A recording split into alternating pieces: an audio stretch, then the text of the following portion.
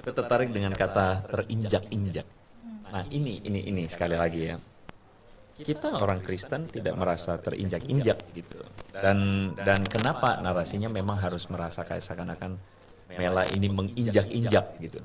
Ya itu yang sebenarnya jadi konfirmasi sekaligus klarifikasi dari orang Kristen nih buat Mela gitu ya. Karena nggak perlulah begitu. Karena kan proses bertanya itu proses yang oke, dan justru orang yang bertanya kan harusnya diarahkan.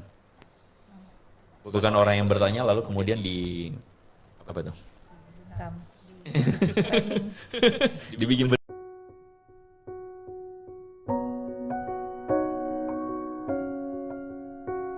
Makasih Mbak Mela sudah datang di channel ini. Makasih kok Andre udah ngundang aku. Senang banget ya. Kenapa gue suka Kumaila Hakimah? Karena sebenarnya waktu sebelum gue ngajak ketemu, gue waktu itu kayak keluar di YouTube ya. Ih, siapa nih gitu ya. Waktu itu gue agak lupa kok temanya apa, tapi waktu dengar apa yang jadi penjelasan lu, gue jadi pikir, wow, keren banget ya. Kok ada orang, lepas hijab. Oh iya. Lepas hijab. Dan itu kayaknya dibicarakan oleh waktu gue deep down di konten lu, terus kemudian cukup dibicarakan dan mungkin jadi pertanyaan banyak orang juga ya tentang beragama, bahwa kenapa sih Kumaila sampai benar-benar bikin konten itu jadi satu hal yang gue pikir gue pengen ketemu nih sama Mela, yang kemudian gue panggilnya Mela sekarang karena dipanggilnya biasa Mela gitu ya. Nah teman-teman, ini kita nggak bicarain tentang masalah lepas hijab karena ya itu pilihan tiap orang ya. Kita akan bicarakan tentang satu tuduhan dari seorang dari pihak-pihak tertentu yang gue rasa gue akan ambil salah satunya, yaitu seorang YouTuber bernama Maisha Al-Fatih ya. Sekali lagi kita tidak menganggap Maisha Al-Fatih karena berseberangan berarti musuh kita. Sama sekali tidak. Tetapi dia ini kemudian memberikan sebuah narasi, kalau teman-teman ikut konten yang sebelumnya ya, gue udah munculin di situ bahwa dia ini memberikan narasi bahwa Kumaila ini menyerang kekristenan. Gitu. Kumaila ini sedang melakukan ujaran kebencian terhadap kekristenan karena Kumaila ini mengklaim bahwa Maria ini dihamili. Gue nggak suka tuh pakai kata itu ya. Ya aku juga nggak suka pakai. Nggak suka. Aku juga nggak suka. Nggak suka. Tapi teman-teman, untuk supaya kita tidak omon-omon doang ya, teman-teman, kita akan lihat klipnya seperti ini. Tapi kalau memang ini ada, ini soalnya sedih, soalnya ada catatan apokrifa. Catatan apokrifa itu kayak catatan Latin sih sebenarnya, yang menyebutkan Ibu Maryam itu mungkin hamil pada usia 14 tahun. Oke. Kalau benar itu kejadiannya, cuma dimanipulasi ya nggak sih, atau diperkosa gitu. Atau kalau kejadiannya bukan oleh malaikat, ya bisa jadi itu fabrikasi cerita oleh keluarganya. Karena kan keluarga nabi-nabi. Kalau misalnya ini satu anggota perempuan terus hamil kan nanti geger, dan emang geger kan. Oke, kalian sudah menyimak? Ini bukan hanya orang-orang Nasrani saja yang tersinggung. Kita umat Islam pun juga tersinggung. Dikatakan Bunda Maria ini, kalau tidak malaikat yang menghamilinya, pasti diperkosa. Kata Kumaila ini, dia adalah keluarga dari para nabi, maka ceritanya dimanipulasi, dikarang-karang ceritanya. Dikatakan oleh Kumaila ini, sebetulnya dia ini adalah anak haram. Yesus ini diperkosa. Mel, gimana tuh Mel? Ini banyak banget ya yang harus di-unpack, kayak kesenjangan pengetahuan itu aku ngerasa banyak, jadi penjelasannya harus banyak, nggak apa-apa. Sebelum kita ini, gue mengantisipasi ada beberapa teman-teman yang nonton konten ini tapi belum nonton sebelumnya. Oke. Dan kita harus clearkan bahwa ketika Mela mengeluarkan narasi-narasi ini adalah narasi orang bertanya. Yeah. Bukan narasi orang yang mengklaim bahwa ini ya tuh itu konklusif tadi. gitu.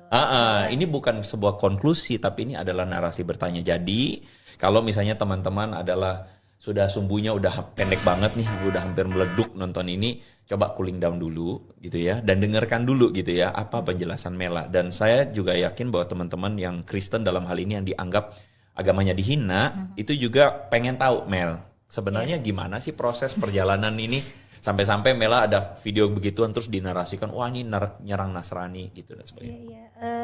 Lagi-lagi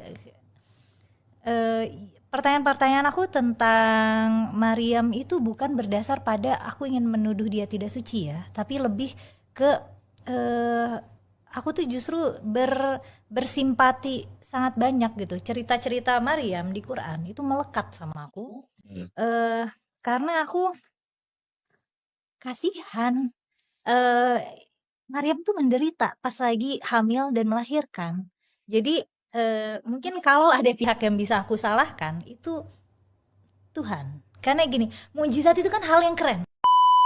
Sekali lagi, tolong pahami narasi Mela sebagai sebuah proses berpikir, bertanya, ya. Jangan ini dipotong, Oh benar. Kumaila menyalahkan Tuhan karena Maria menderita gitu ya. Jangan Iya. begitu ya. Oke, lanjutkan. Jadi aku berusaha making sense bahwa ini hal yang memang suci dan mujizat gini loh. Sorry, ini prosesnya kan sebenarnya sebelumnya tuh bertahap. Sebelumnya iya, Melanie ngomong nih, dia tuh waktu kecil bertanya-tanya tuh kan, banyak bertanya-tanya, dan ini kan sebenarnya pertanyaan normal banget. Anak kecil bertanya-tanya, kok begini dan kok begitu. Jadi pertanyaanku tentang Ibu Maryam, seiring usiaku bertumbuh, pertanyaannya berkembang. Itu kira-kira di usia berapa atau Karena kan aku hafal Quran sejak kecil ya, Ko Andre. Jadi 12 ya? 12 selesainya Oke. gitu. 12 maksudnya bisa disimak duduk gitu. Bisa disimak dalam sekali duduk maksudku. Nah terus kan seiring waktu juga di dalam pendidikan aku kan belajar bahasa Arab Qurani gitu. Jadi semakin dalam pemahamanku tentang ayat-ayat Quran, semakin banyak juga pertanyaan-pertanyaan lanjutan. Dan bukan cuma pemahaman tentang Al-Quran ya, pengalaman tentang bagaimana perempuan bisa hamil, bagaimana perempuan bisa puber, bagaimana rasanya menjadi perempuan. Tadinya sebagai anak-anak, aku nggak paham konsep kesucian dan keperawanan. Apakah waktu itu proses untuk memahami cerita tentang Siti Maryam ya, adalah dari apa yang diceritakan di ceramah, Mel? Atau baca tafsir kamu? Aku baca Karena tafsir.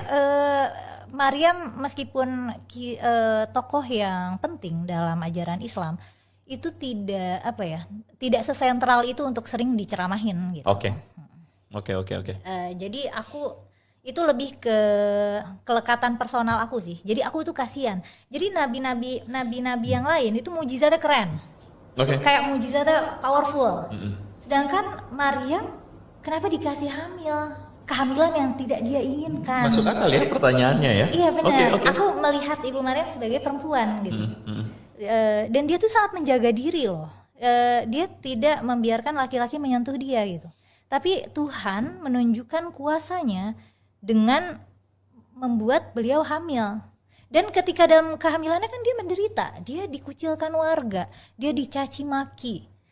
Dan kemudian melahirkannya dia harus menjauh dari kota.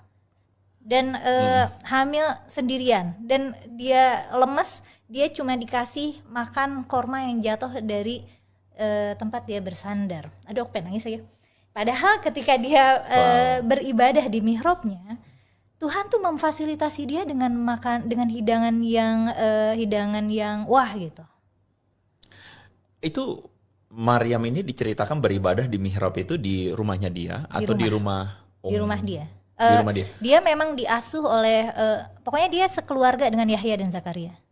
Dia anaknya Imron dan sekeluarga sama Yahya sama Zakaria. Aku nggak tahu apakah itu sama dengan Maria dalam tradisi. Ini menarik nanti untuk kita bahas karena di dalam kekristenan itu sebenarnya yang memang gue pelajarin dari tradisi Islam kan disebutkan Maryam ini adalah anak Imran saudara Harun. Ini yang Maryam. ini di saudara Harun itu dituliskan di Quran. Oh iya betul. Betul ya. Nah sebenarnya menurut perspektif kita orang Kristen bahwa sebenarnya ini ada sebuah anakronistik, ketidakselarasan dengan sejarah. Di mana Miriam yang dimaksud tentang saudara Harun dan anak Imran itu adalah Miriam saudara Musa dan Harun. Iya. Yang kisahnya terjadi 1400 kalau tahun. Miriam yang itu ada di Perjanjian Lama. Iya. Nah, tapi kalau makanya ini juga jadi masalah di scholar tafsir. Jadi mereka ada yang mengkompromikannya dengan narasi maksudnya ukhta Harun, maksudnya saudara Harun itu bukan saudara biologis, Saudara tapi langsung. iya, tapi maksudnya sesama orang saleh gitu. Ya, itu kata Ibnu Katsir yang gue baca tuh ya. Komprominya begitu.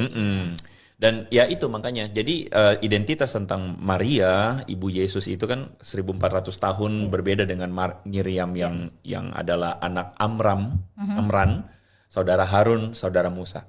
Jadi Maria ini adalah dari keturunan Daud dan memang bersaudara dengan Elizabeth, kerabat, tapi tidak tinggal dengan Elizabeth. Elizabeth ini punya anak Yohanes Pembaptis, Yahya. Begitu yang mungkin mau di-refer kepada itu. Kira-kira nyambung-nyambungnya begitu. Miripnya begitu ya. Jadi aku teman-teman boleh menganggap misalnya dua Maryam ini adalah dua yang berbeda, tapi aku ketika mencari tahu aku menganggap ini adalah pelengkap satu sama lain gitu. Gak apa-apa. Maksudnya kan ini kan kita kan sama-sama saling belajar dan apa yang Mela sampaikan kan dari perspektif Islam gitu kan. Dan waktu itu aku tuh dan ibu Maryam ini ketika melahirkan dia tuh minta mati loh ke Tuhan. Dia bilang kayak ya laitani mitu qabla hadza wa kuntu nasiyan mansiya gitu. Andai saja aku mati dan dilupakan oleh orang-orang. Itu berarti dia menderita banget. Dia tuh pengen orang-orang gak ada ingat sama dia karena sekampung itu menghujat dia karena dia hamil di dengan kehamilan yang tidak dia inginkan. Terus kan masalah hujatannya juga dia adalah anggota keluarga dari para nabi. Jadi menurut aku iya, saat itu tuduhanku aku layangkan ke Tuhan. Kayak oke, mukjizat. Jadi kayak Tuhan ingin menunjukkan kuasanya. Boleh tahu nggak itu umur berapa? Mungkin SMP ya. SMP ya? Atau SMA-an gitu. Oke, sorry, lanjutkan. Tapi bagian itu juga aku nggak bisa nggak ada tempat bertanya yang gimana-gimana karena lagi-lagi Ibu Maryam tuh bukan tokoh yang sesentral itu kan di Islam. Maksudnya nggak ada yang terlalu memedulikan secara detail gitu. Dan iya itu ketika aku sudah paham, aku menganggap itu tidak adil ketika aku sudah paham bagaimana perempuan bisa hamil. Masuk akal. Menurut aku dikasih mukjizat hamil dalam keadaan perawan itu kan kita hamil dalam keadaan nggak siap gitu. Kalau misalnya aku yang waktu SMP atau mungkin SMA saat itu aku mikir kalau aku tiba-tiba hamil secara ajaib gitu. Terus Tuhan bilang itu adalah kuasa Tuhan, itu ada mukjizat Tuhan, aku marah sama Tuhan. Karena sama society dijauhin, diomongin gitu. Betul. Sedangkan misalnya nabi-nabi lain yang mukjizatnya keren-keren kan ketika perform mukjizatnya dia langsung gain respect gitu, secara otomatis semua orang pada mengagumi kok begini. Iya, tapi kenapa giliran Ibu Maryam itu begini. Dan perempuan suci yang diberi mujizat kan dalam narasi Quran kayaknya memang cuma Maryam deh. Bisa jadi aku salah dalam narasi Islam ya. Dalam narasi Islam gitu. Jadi maksudnya mujizat itu karena tanpa suami. Iya, maksudnya ini karena tanpa dibuahkan gitu. Jadi aku merasa kenapa kesuciannya perempuan itu dinilai dengan keperawanannya itu gitu. Dan sementara kan nabi-nabi lain punya istri banyak, nggak masalah, tidak melukai kesucian dirinya sebagai nabi gitu.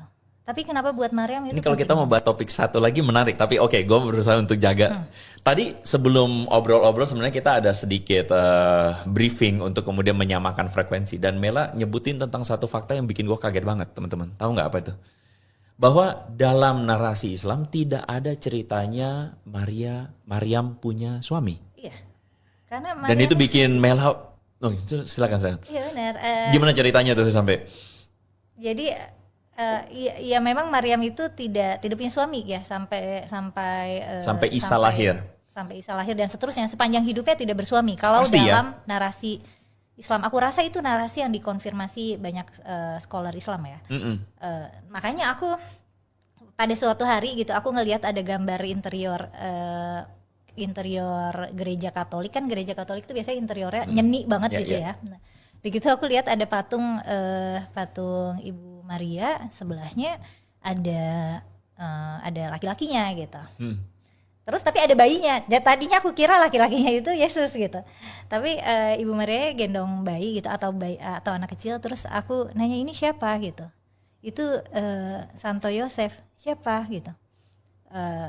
Suaminya Maria gitu. Terus Bunda aku Maria. kayak, gue punya suami. Karena kalau di Quran tuh Tidak ada itu. lebih ke sebenarnya tidak secara eksplisit dijelaskan begitu, tapi ada narasi mungkin disebutkan 2 kali di Quran, ada kayak rahimnya, sebenarnya sih secara literal sebutnya kemaluannya ya, disucikan gitu loh. Farjaha, pakai kata Betul, farjaha. ahsanat farjaha gitu. Makanya ketika dia hamil itu ruh itu fanafakna, betul ya gitu. Nah, jadi karena dia sudah dimuliakan ya, dan kemuliaan itu adalah tidak disentuh laki-laki. Jadi ya aku mikir nggak ada laki-laki yang menyentuh Maryam selama hidup. Nanti kita elaborasi itu ya, kita elaborasi itu cukup menarik. Tapi gue pengen tahu perspektif Mel aja. Tapi poinnya adalah jadi dari segala kebingungan pertanyaan seorang yang kemudian mencoba untuk mengkonfirmasi apa yang dipelajari, dibaca, diimani oleh naskah-naskah teks kitab suci itu bikin Mela akhirnya jadi bertanya-tanya tentang segala-segala itu dong. Benar. Gitu kan? Tadinya kan tentu yang aku salahkan. Oke, mungkin ini kelewat batas, tapi ini yang proses aku salahkan, sekali lagi. Yang aku salahkan adalah Tuhan gitu. Kenapa kalau mau menunjukkan kekuasaannya, kenapa harus mengorbankan Maryam untuk menderita gitu? Kenapa harus ada tumbalnya gitu? Terus setelah dewasa jadi muncul cerita spekulatif di kepalaku gitu. Misalnya andai ada temanku datang ke aku, dia bilang dia hamil tanpa pernah disentuh laki-laki, aku akan nggak percaya. Aku akan berasumsi dia bohong atau dia tidak in the right state of mind. Oke, menarik. Dan itu wajar. iya. Menurut aku itu wajar, bahkan bukan hanya pada zaman hari ini, tapi juga pada zaman waktu itu pun. Iya, itu makanya Maryam diserang sebegitu rupa gitu, karena orang pasti nggak percaya gitu. Kenapa lagi-lagi kenapa Tuhan memberikan kan mukjizat itu supaya orang percaya. Ya. Tapi mukjizatnya Maryam ini sangat sulit untuk dipercaya. Gitu. Ya. Sebenarnya gini ya, di dalam narasi Kristen, sebenarnya ada sebuah indikasi kuat bahwa memang pada akhirnya ada sebuah cerita yang beredar negatif tentang Yesus Kristus dan Maria ibunya. Misalnya di Yohanes pasal 8 kita akan menemukan bahwa para ahli Taurat itu seakan-akan nyindir Tuhan Yesus dan mereka bilang, kita ini bukan anak zina loh. Kita bukan anak jinah loh. Kita ini anak-anak Abraham gitu. Jadi maksudnya seakan-akan itu memberikan satu indikasi bahwa memang Yesus itu dianggap sebagai anak hasil jinah.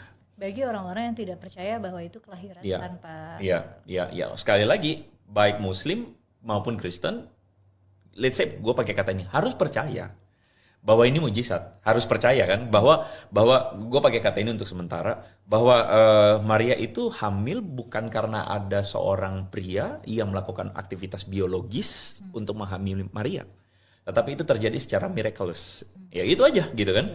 Dan memang di dalam kekristenan itu gue konfirmasi bahwa memang orang-orang Yahudi itu tidak bisa menerima itu, dan itu wajar karena ya kalau tadi Mela bilang kalau sekarang ada temennya yang datang bilang dia hamil tanpa ada seorang pria yang menghamilinya, itu kan jadi nggak percaya kita. Iya, aku akan sangat khawatir sama temanku yang itu, dan aku akan nemenin dia ke psikiater, dokter kandungan sekaligus ke psikiater. dua-duanya. Dua-duanya. Gue rasa itu respon yang benar. Itu respon yang benar. Karena sekali lagi ya, maksudnya makanya teman-teman apa yang Mela omongkan ini itu membantu kita untuk mengerti kenapa dia bertanya-tanya seperti itu tadi. Yang seperti di video tadi itu. Terus oke, spekulasi. Oke. Ketika aku sudah mampu untuk membuat skenario kayak gitu di kepalaku, aku jadi mikir kayak bagaimana kalau yang terjadi ke Maryam itu bukan keajaiban gitu, tapi Maryam ini kan kisah Maryam itu yang aku baca kayak berulang-ulang gitu. karena aku sangat kesulitan untuk making sense of the story gitu. Mm-mm. Kemudian aku menggunakan spekulasi narasi itu untuk pembacaanku terhadap kisah Maryam. Nah, oke, berarti kan kalau misalnya aku sampai pada kecurigaan itu, berarti ada tersangkanya dong. Gitu. Harus ada yang ngelakuin dong gitu kan, secara natural begitu. Dan kalau di Quran kan diceritakan Maryam itu nggak pernah keluar rumah, dia selalu beribadah, tapi ada hari di mana dia mengasingkan diri dari keluarganya. Nggak dikasih tahu alasannya apa, tapi ada Tafsir. tafsiran yang bilang ya pengen menyendiri ya buat beribadah gitu. Nah terus tapi ketika dia sedang menyendiri, ada malaikat yang nyamperin dia, mengaku seorang malaikat tapi berwujud pria ya. Dan malaikat itu memberi kabar bahwa Maria akan hamil. Langsung dong jadi tersangka pertama. Jibril nih. Atau malaikat. Atau Jibril. Ini disebutnya Jibril atau malaikat di dalam teks. Roh Kudus. Sama Roh Kudus kan Jibril sama nggak Kalau di Kristen? kalau di Islam Roh Kudus itu dianggap Jibril. Iya. Ya itu yang gue tahu. Iya. Kalau di Kristen enggak. Oh gitu. Gabriel lain sama Roh Kudus, beda. Oh, Dan Roh Kudus tugasnya sama-sama nganterin wahyu, itu Gabriel. Gabriel. Itu Kalau Roh Gabriel. Kudus Kalau Roh Kudus kerjanya tidak. Roh Kudus itu adalah pribadi ketiga dalam kepercayaan Kristen itu, pribadi ketiga dari Trinitas yang hadir di dalam diri setiap orang percaya. Oh. Gitu. Karena orang Kristen percaya bahwa kemampuan kita untuk beriman, percaya itu adalah karya Roh Kudus. Oke. Jadi kita bisa satu frekuensi sama Bapa, sama Yesus itu karena Roh Kudus gitu.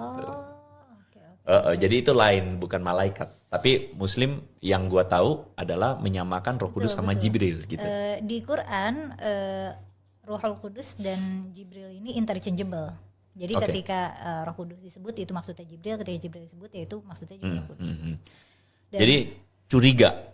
Betul. Ketika aku sudah sampai pada aku bisa membangun narasi fiktif itu di kepalaku, aku mencoba mengabstraksinya ke kisah Maryam.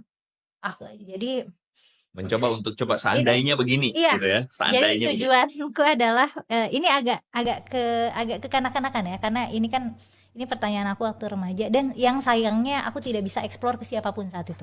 Sayang banget. Dan jadi misi aku yang tadinya mencoba memahami mujizat Maria dengan kayak menyalahkan Tuhan di situ gitu ya. Jadinya aku ganti misinya, aku mencari pelakunya. Iya, wajar. Tersangka utama tentu saja si malaikat ini, karena dia nyamperin Maria ketika Maria sendirian dan jauh dari keluarganya. Yang berarti nggak ada yang ngelindungin dia. Dan balik-balik, apakah balik-balik Maryam itu bawa Isa atau balik-balik Maria hamil? Balik-balik hamil. Balik-balik hamil, oke. Terus aku membayangkan, aku mohon maaf sekali lagi, aku mohon maaf yang banyak kalau ini adalah spekulasi cerita yang kubuat dan ini nggak sopan ya. Aku juga sadar ini nggak sopan. Ketika pulang ke rumah, terus dia bilang keluarganya dia ketemu laki-laki yang ngabarin hamil. Oke lah, keluarganya keluarga Nabi. Tapi mereka juga pasti, aku nggak tahu sih saat itu tuh hukum rajam atau hukum cambuk udah berlaku. Hukum rajam udah berlaku. Nah, dan jika hukum rajam sudah berlaku, nih lagi-lagi aku menempatkan ini di kondisi orang lain. Anggaplah aku punya anggota keluarga yang dia pergi jauh dari rumah, pulang-pulang hamil. Aku akan berusaha melindungi dia supaya dia nggak kena hukuman rajam. Dan aku mungkin akan membuat cerita bagaimana supaya dia tidak mendapat hukuman itu, akan membela dia. Jadi ini lagi-lagi jadi tuduhan selanjutnya ya. Jadi bisa jadi keluarganya ini Mel. betul ini kecurigaan. Gue merasa gini ya, gue mengafirmasi bahwa lu nggak perlu merasa bahwa lu menuduh. Nah iya itu. Nggak perlu merasa begitu. Kalau ada orang yang baper lalu menganggap bahwa lu sedang menuduh sesuatu, menurut gue itu baper aja gitu loh. Maksudnya nggak perlu lu merasa terintimidasi gitu. Karena kan aku merasa cerita Maryam ini nggak komplit ya. Jadi aku berusaha mengkomplit-komplitkan supaya masuk missing akal link-nya gitu. gimana gitu. Iya. Jadi bisa jadi gitu. Anggaplah jika kita mengeluarkan faktor keajaiban gitu. Kita melihat secara naturalis saja gitu. Apa yang melihat secara bagaimana hukum alam berlaku gitu. Jadi mengeksklud bagian ilahiyah di cerita ini. Jadi keluarganya Maryam itu konspirasi. Mereka bekerja sama untuk melindungi Maryam dari persekusi publik dan membuat cerita ini anak Tuhan gitu. Ini mujizat Tuhan gitu. Lagi-lagi ini bukan dengan tuduhan tendensius ya. Justru ini adalah inian simpatik gitu. Karena kemudian aku jadi nyari tahu dong waktu itu Maryam umurnya berapa ya gitu. Sebentar, simpatik. Sebenarnya di satu sisi boleh nggak kalau ada orang bilang begini, sebenarnya Mela tuh lagi berusaha untuk mencoba untuk menghubungkan antara keberadaan let's say dalam hal ini adalah Allah yang memang menginginkan mujizat itu terjadi. Tetapi Mela kan bertanya, kok Maria menderita ya? Kok dihukum ya? Kok dituduh ya? Harusnya Kok kan buruk mujizat ya? itu super power buat Betul. dia. Jadi sebenarnya Mela berusaha untuk membela keberadaan Allah yang punya maksud dengan realita bahwa Maria sedang menderita. Dan Mela berusaha menghubungkan itu dengan cara nggak harusnya sih narasi ini harus dibela, ada rasionalitasnya gitu. Iya dong. Iya. Jadi sebenarnya dalam satu sisi tertentu sebenarnya waktu itu Mela sedang berusaha untuk mencoba menjadikan kisah ini masuk akal. Iya. Nah, dan dalam prosesnya supaya ini kan jadi gantung nih, aku tidak mendapat closure yang oke. Jadi ya udah, mari kita exclude dulu kekuasaan Tuhan gitu dan kehendak Tuhan dan keajaiban gitu. Jadinya masuk ke narasi ada andil laki-laki di situ. Nah, aku jadinya masuk pada spekulasi yang kayak gitu. Dan kalau bukan malaikat, ini lagi-lagi versi Maryam Islam ya. Aku nggak tahu apakah Maryam di Kristen punya banyak teman apa gimana. Tapi Maryam tuh nggak punya teman. Di dalam cerita Islam. Kan nggak pernah keluar rumah. Introvert. Nggak pernah keluar rumah, nggak pernah ketemu laki-laki. Jadi satu-satunya lelaki selain keluarga yang pernah dia temui adalah malaikat. Nah, udah gitu dia, kalau misalnya pelakunya bukan malaikat, bentar dia pergi ke arah timur. Ke arah timur tuh biasanya diartikan Syarqiyah tuh diartikan Baitul Maqdis. Aku nggak tahu rumahnya di mana sih, rumahnya Maryam Nazaret. Pokoknya ke arah timur Baitul Maqdis. Aku nggak tahu apakah Nazaret itu ini di utara, di okay. Galilea. Jadi kalau misalnya ke timur itu ke Baitul Maqdis, enggak, karena Baitul Maqdis itu kalau yang dimaksudkan adalah Yerusalem itu ke selatan. Oh gitu. Kalau ke timur berarti larinya ke daerah seberang Yordan, kalau di seberang Galilea. Kalau di Quran itu disebutnya Maryam ke timur, menyendirinya dia ke daerah timur, dan biasanya Syarqiyah ini diartikan sebagai Baitul Maqdis ya. Nah, aku juga ngecek peta-peta gitu, tapi aku sebenarnya sebagaimana stereotip perempuan ya, aku kesulitan baca peta. Terima kasih konfirmasinya. Nah, Oke. Nah nih, kalau misalnya kita mau bebaskan malaikat ini dari tuduhan, pelaku yang tersisa, kalau kita mau berpikir secara deduktif ya, pelaku yang tersisa keluarganya. Iya sih. Dan kemudian aku jadi nyari tahu kan, sebenarnya Maryam tuh umurnya berapa gitu. Maksudnya dia sudah sedewasa apa untuk bisa menanggung mukjizat itu gitu. Oh, oke. Secara psikologi. Iya. Menanggung mukjizat. Secara psikologi dan secara ketubuhan tentunya ya. Kemudian aku nggak nemu tuh yang nyebut usia Maryam, kecuali aku waktu itu nyebut kayak catatan apokrifa, kayak catatan Latin. Ada yang nyebut Maryam usianya 14 atau mungkin 14. Entahkah itu Toledot Yesu atau mungkin itu di Talmud Babilonia ya, mungkin ya. Jadi gue juga nggak terlalu memeriksa itu, tapi poinnya adalah simpang siur karena memang tidak dikasih tahu, clear. Dan aku juga tidak punya kemampuan yang secara akademik bagaimana cara membaca manuskrip itu ya. Jadi sebenarnya teman-teman, kalau teman-teman mendengar cerita apa yang tadi Mela baru bagiin, gue cuma menempatkan diri sebagai orang yang kemudian memahami bahwa ini adalah proses mengerti, proses rasionalisasi, proses untuk kemudian menemukan missing link dari apa yang jadi pertanyaan-pertanyaan seorang Mela. Jadi untuk kemudian mengklaim bahwa Mela ini menista, menghina Bunda Maria, kayaknya too far ya. Kejauhan, iya. Sangat kejauhan banget. Justru aku sangat invest pada cerita Ibu Maria karena seiring usiaku aku semakin bisa memahami penderitaannya ya gitu. Dan gue bisa pastikan bahwa orang Kristen tidak ada yang kemudian baperan dan menganggap Mela sedang menista Bunda Maria. Terima kasih konverter. Dan dia dalam hal ini too far ketika dia bilang apa, bahwa ini kan orang Kristen menganggap anak Tuhan, masa ini jadi anak malaikat gitu. Masalahnya adalah ini yang jadi masalah yang kita selalu susah ya. Susah itu dalam arti yang kita selalu risaukan karena kelompok ini atau mereka yang menyebut dirinya sebagian kelompok dari Muslim ini salah paham tentang apa arti anak Tuhan atau anak Allah yang disematkan kepada ajaran kekristenan. Orang Kristen percaya Yesus adalah anak Allah. Karena anak Allah itu bukan berarti Allah beranak.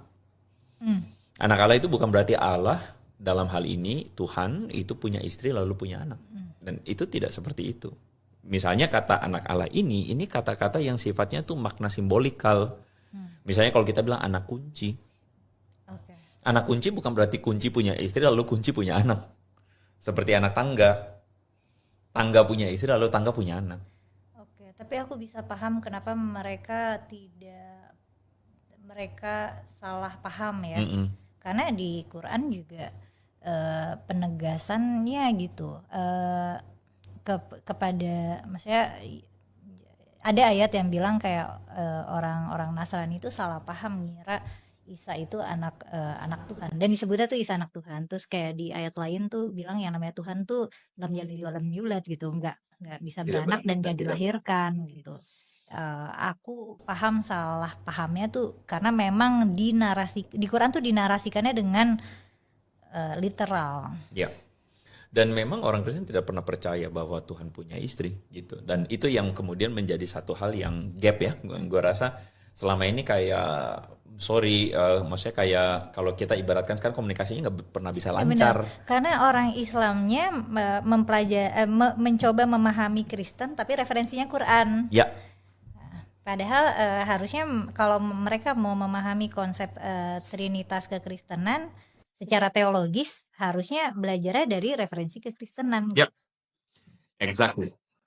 Kita lihat video berikutnya ya. Oh ada lagi. Oh iya, menariknya cerita Ibu Maryam tuh cuma ada di Perjanjian Baru, nggak ada di Perjanjian Lama. Baru. Jadi padahal nih kan Maryam tinggal di Yerusalem. Aku curiganya tadinya akan ada banyak catatan Ibrani, manuskrip Ibrani, akan ada di Perjanjian Lama juga cerita tentang Ibu Maria, tapi ternyata nggak ada. Kalau kalian tidak mampu menjawab Kumela ini, serahkan video ini atau di-share video ini kepada pendeta-pendeta kalian yang menurut kalian mampu menjawabnya. Atau mau saya bantu jawabnya? Oke, saya akan jawab. Di dalam Al-Quran, Bunda Maria ini adalah wanita suci. Kami meyakini Bunda Maria ini adalah wanita suci yang tidak pernah tersentuh oleh laki-laki. Kami tidak pernah merendahkan Nabi Isa. Tapi secara tidak langsung, si Kumela ini menginjak-injak, bahkan menjatuhkan Nabi Isa alaihissalam dengan ibunya, Bunda Maria. Ini kan gila, teman-teman. Kami saja orang Muslim tersinggung dengan perkataan Kumela ini.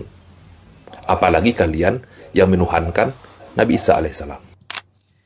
Gue tertarik dengan kata terinjak-injak. Nah ini sekali lagi ya. Kita orang Kristen tidak merasa terinjak-injak gitu. Dan kenapa narasinya memang harus merasa kayak seakan-akan Mela ini menginjak-injak gitu. Ya itu yang sebenarnya jadi konfirmasi sekaligus klarifikasi dari orang Kristen nih buat Mela gitu ya. Karena nggak perlulah begitu. Karena kan proses bertanya itu proses yang oke, dan justru orang yang bertanya kan harusnya diarahkan. Bukan orang yang bertanya lalu kemudian apa tuh? Dibungkam, di framing.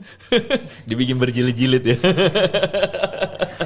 Jadi Mela tadi kan maksudnya gini ya, dia bilang kan ada Mela tadi bilang bahwa PL PB nggak ketemu di PL.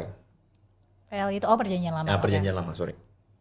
Terus kemudian narasi itu kemudian dianggap kan kemudian proses Mela akhirnya memahami bahwa akhirnya cari nih bagaimana missing linknya bisa disatuin. Iya betul. Ya. Karena memang kan kalau di Alkitab itu perjanjian lama kan memang sudah selesai ditulis. Dan abad ditulisnya ketiga kan sebelum sebenarnya Masehi. jauh betul. Kalau bagian itu aku aware, tapi aku berharap mendapatkan nubuat-nubuat di situ gitu. Dan aku cuma ada ya nggak sih kayak satu ayat yang nyebut maksudnya nanti akan ada lahir dari anak darah itu akan mengandung dan melahirkan. Tapi tidak, maksudnya itu nubuatnya masih terlalu generik gitu. Buatku maksudnya tidak memberikan informasi informasi yang cukup detail tentang Ibu Maryam. Ini kan tujuan aku di sini ini mencari puzzle pieces. Ya. Iya.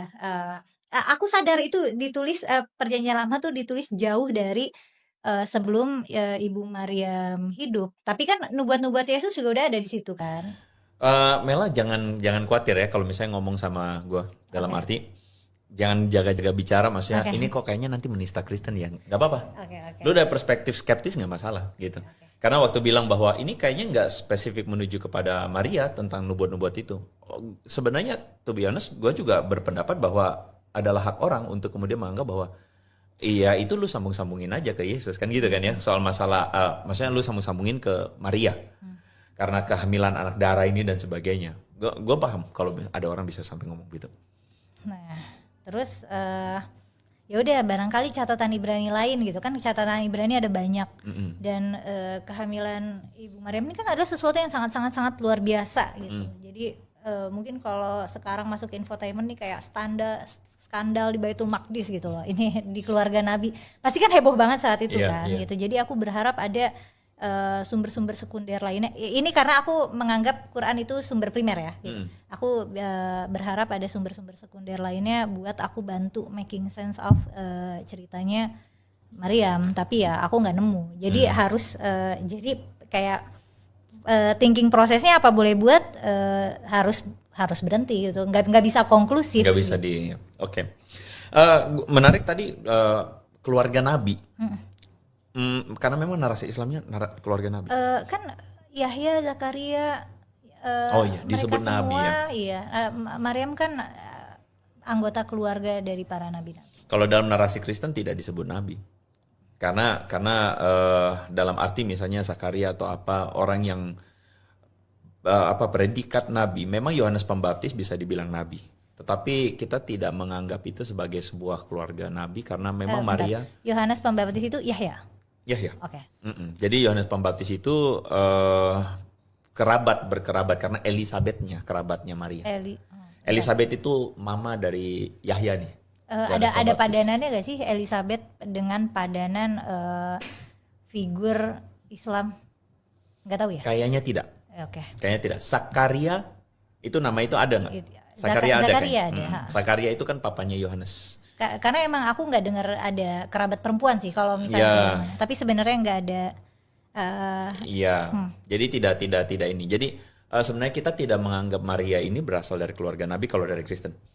Maria ini adalah keturunan Daud karena ada ini toledotnya, itu silsilahnya dan itu digambarkan, dan Maria dikatakan relasi dengan Elisabet, which is Elisabet menikah dengan Zakaria dan anaknya Yohanes Pembaptis. Tapi lebih daripada itu, Maria memang tidak tinggal di rumahnya Zakaria dan Elisabet. Maria itu ya tinggal di rumahnya sendiri. Tidak sendiri dan tidak diceritakan tentang dia tinggal sendiri atau dengan orang tua, tapi cukup sah untuk menyebutkan bahwa memang Maria tinggal bersama orang tuanya. Tapi orang tuanya meninggal waktu dia kecil? Tidak diceritakan. Dan memang orang Kristen itu pada akhirnya kan cuma memahami cerita Maria bukan sebagai inti dari ini. Sebenarnya bukan inti dari berita kekristenan. Dan memang kalau kita baca dalam keempat kitab Injil, Matius, Markus, Lukas, Yohanes, yang menceritakan tentang Maria itu cuma 2 kitab, Lukas dan Matius. Dan Lukas Yohanes atau Lukas Matius, sorry, gue nggak terlalu ini. Tapi poinnya adalah berita tentang Maria sebagai bunda atau ibu Yesus itu tidak jadi berita inti. Makanya di dalam kekristenan cerita Maria pun tidak terlalu banyak dan tidak didetilkan. Betul, karena memang bukan bermaksud untuk menjadi berita intinya. Lalu apakah cerita ini adalah sesuatu yang absah dalam arti rasionalitas di balik ini apa semua? Well, kita harus memahami bahwa Maria ini adalah seorang yang kemudian dipilih karena dia mengandung Yesus Kristus. Dan orang Kristen memahami tidak di dalam cerita yang sedetil disebutkan di dalam Quran, misalnya dalam surah 2191 itu. Ya kan, bahwa ada ruh yang ditiupkan dalam pada farjahanya itu. Kayaknya nggak perlu kita bahas begitu. Orang Kristen tidak memahaminya secara detail begitu karena cuman mengandung karena Roh Kudus. Jadi peristiwa mujizat itu tidak harus digambarkan dalam peristiwa biologis. Kalau percakapan Maria dengan malaikat ada nggak? Dengan Roh Kudus? Percakapan malaikat, bukan Roh Kudus. Percakapannya sama malaikat gimana? Jadi Gabriel bilang bahwa engkau akan mengandung dan akan melahirkan seorang anak dan engkau akan menamainya Immanuel, ya, menamainya Yesus. Dan singkat cerita bahwa ini adalah sebuah pemilihan Tuhan. Lalu kemudian Maria bilang, respon Maria adalah terjadilah padaku, aku hambamu. Begitu. Jadi nggak ada resistensi gini. Aku kan nggak pernah disentuh laki-laki, mana bisa aku hamil? Betul, ada. Ada resistensi itu, bukan resistensi, tapi Maria cuma mempertanyakan secara rasional dia. Aku belum bersuami. Aku belum punya seorang Yusuf, karena diceritakan dengan detail bahwa Yusuf itu bertunangan. Oh iya, bentar. Berarti pas lagi Ibu Maria hamil, apakah saat itu dia dalam marital statusnya bertunangan? Oke. Bertunangan belum menikah. Gitu. Bertunangan dalam konteks budaya Yahudi waktu itu adalah kan orang pada zaman itu mereka tuh tidak ada ceritanya kayak gue ngekeras nih sama dia, gue deketin PDKT, nggak ada. Pada zaman itu memang orang tua saling menikahkan anaknya. Dan Yusuf dan Maria ini ada pada satu kerabat keluarga Daud. Dan memang mereka most likely memang sudah diinikan sama orang tuanya. Dan memang mereka belum tinggal bersama sebagai suami istri. Dan Maria mempertanyakan itu. Tapi berarti tuduhan kalau misalnya Maria di Kristen tuh tuduhannya tuh perselingkuhan jadinya ya? Wajarnya begitu. Dia Yahudi kan, di kalangan orang Yahudi. Iya. Wajarnya begitu. Wajarnya kan adalah ya kalau belum menikah terus apa lagi? Berzina toh? Iya, enggak, tapi dia udah punya tunangan gitu. Dan Yusuf diceritakan mau menceraikan Maria diam-diam.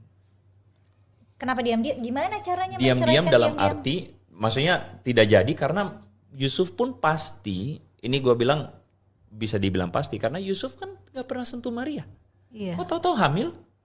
Nah, makanya Gabriel menampakkan diri kepada Yusuf juga. Bahwa kamu jangan ceraikan dia. Karena memang kehamilannya dari Tuhan.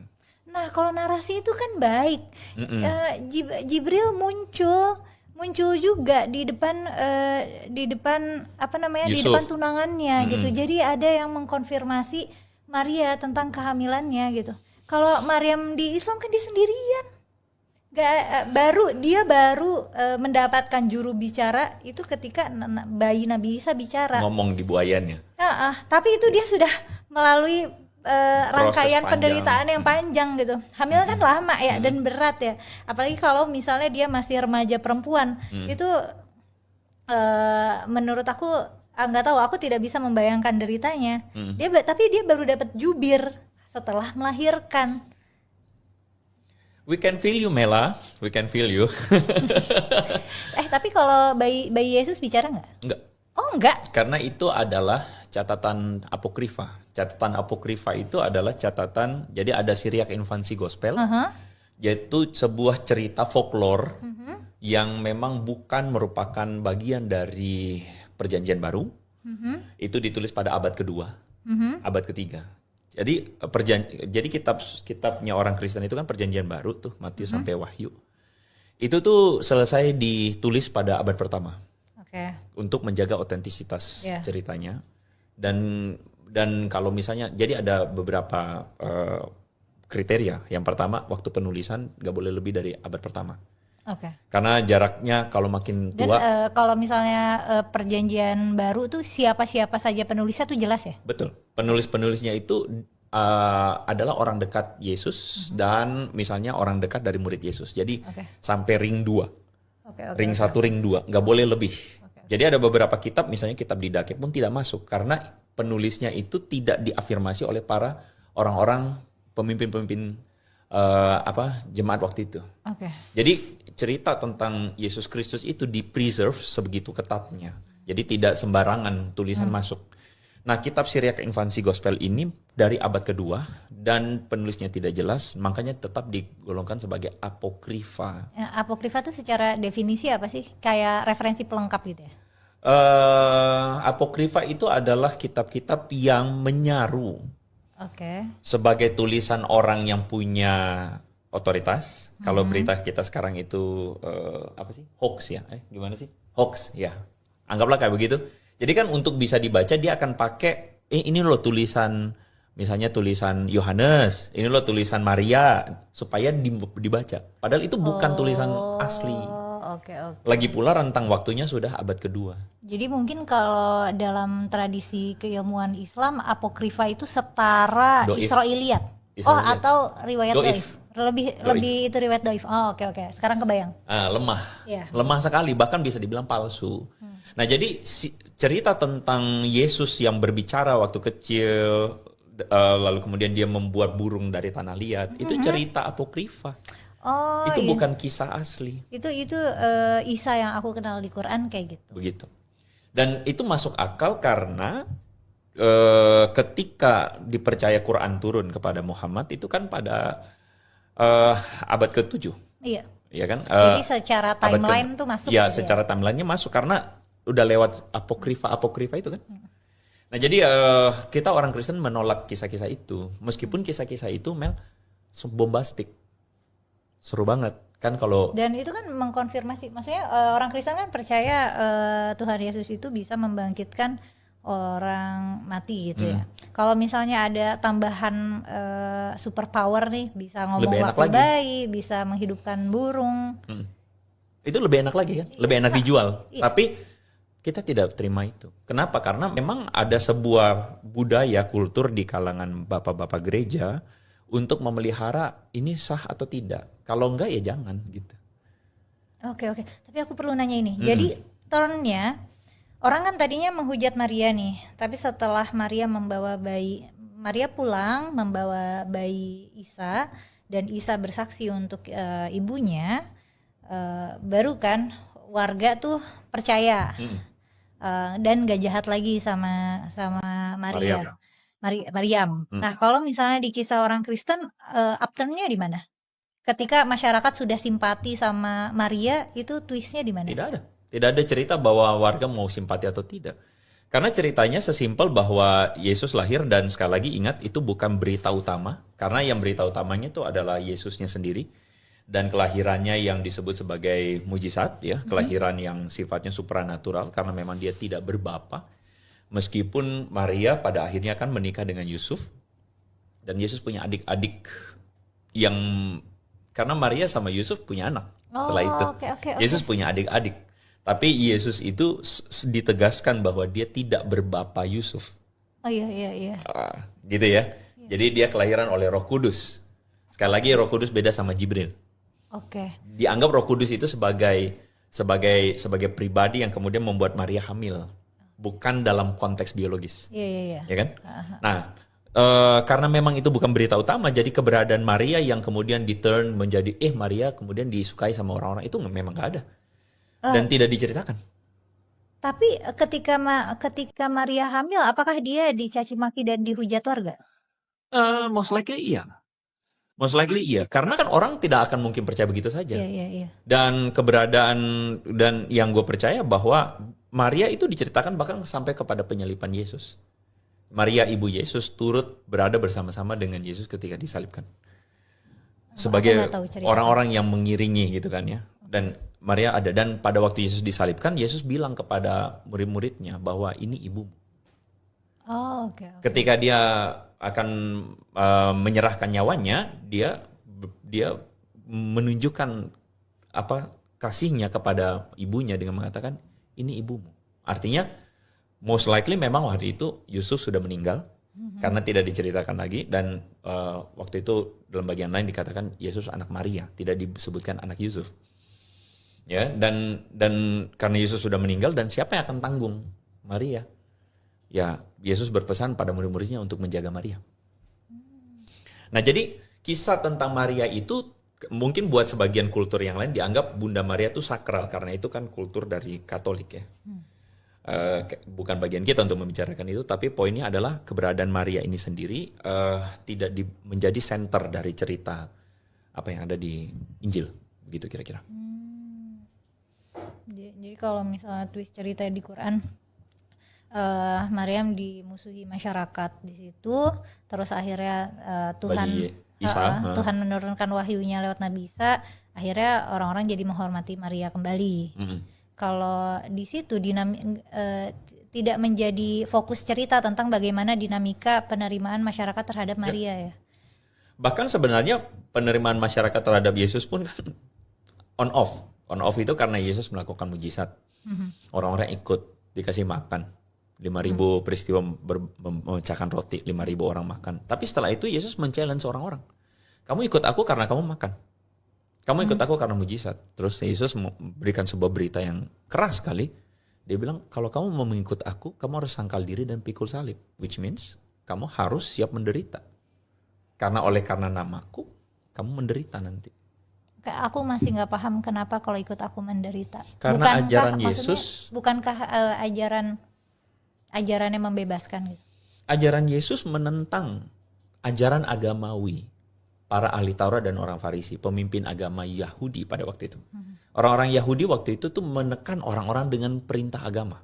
Harus memelihara hukum Sabat, harus melakukan ini dan itu supaya kamu itu bisa, oke lah, anggaplah kamu tuh soleh gitu. Ya, okay. Kamu harus melakukan ini dan itu, dan Yesus menentang perilaku-perilaku agamawi yang kelihatan di depan, di luarnya aja itu. Yesus seringkali mengkritik mereka, kamu tuh seperti kuburan, di luar putih dalamnya tulang. Jadi maksudnya kamu itu munafik, kamu itu melakukan hukum agama tapi kamu tidak melakukannya berdasarkan pertobatan dari dalam diri. Oke, jadi Yesus menentang tradisi lama orang Yahudi gitu ya. Tradisi lama orang Yahudi itu sampai-sampai begini soal hukum Sabat ya. Jadi saking melakukan hukum Sabat itu, mereka tuh bahkan tidak boleh tolong orang pada hari Sabat. Oh. Nggak boleh.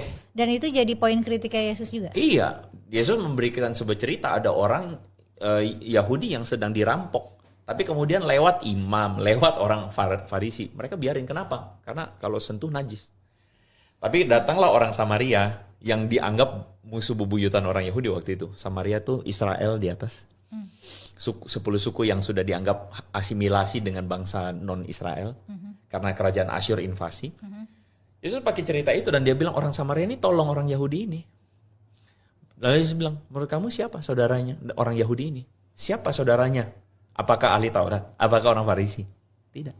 Yang tolong dialah yang jadi saudaranya. Yesus sedang melawan sentimen orang-orang Yahudi yang merasa bahwa Yahudilah yang umat Allah.